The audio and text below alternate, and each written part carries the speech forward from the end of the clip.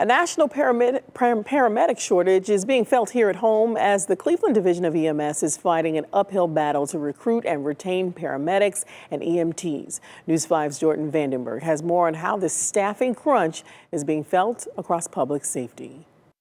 When the pandemic first hit in early 2020, it brought with it a drop in the number of applications as well as an increase in the number of resignations, especially for public safety forces.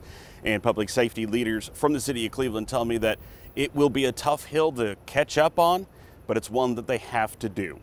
The lime green ambulances often share the limelight with other public safety agencies, and in many respects, it shares in their challenges too. Unfortunately, when COVID hit, we encountered the same problems as everybody else. For the better part of 2 years, EMS Commissioner Nicole Carlton says the pandemic has hampered the city's recruitment and retention efforts.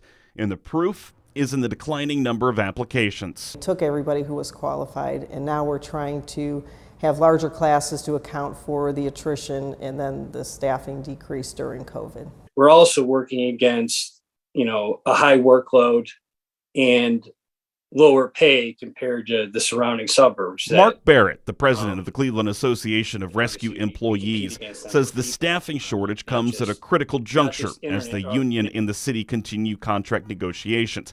But that's just part of it. Calls for service have rebounded from pandemic lows. According to the division's annual report, EMS reported more incoming 911 calls last year than in 2019. There were also a similar number of emergency responses. All of this coincides with a drop in staffing.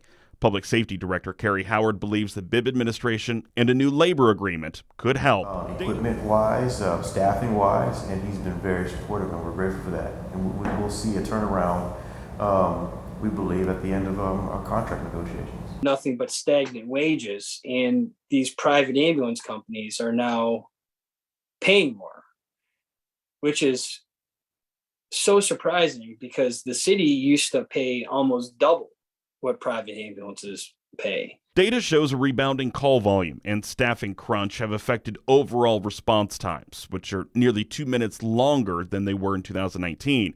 Commissioner Carlton says it's due in large part to call prioritizing. We have calls that are high priority that we will dispatch to first, and then our lower priority calls may sit in the pending queue, and we check on them. We call them back every 20 minutes. We want them to understand that we care about this community. We provide a very essential service, and that that service is timely. We prioritize to make sure that we get to the call prioritizing and that we get to the most critical life-threatening emergencies. According to a national survey, 47% of paramedics and EMTs that left their positions in 2020 did so for a career change. In Cleveland, Jordan Vandenberg, News 5. All right, now we want to hear from you. If you have experienced these EMS shortages firsthand in Cleveland and you're willing to talk to us about it, reach out to us. That email address is tips@wews.com.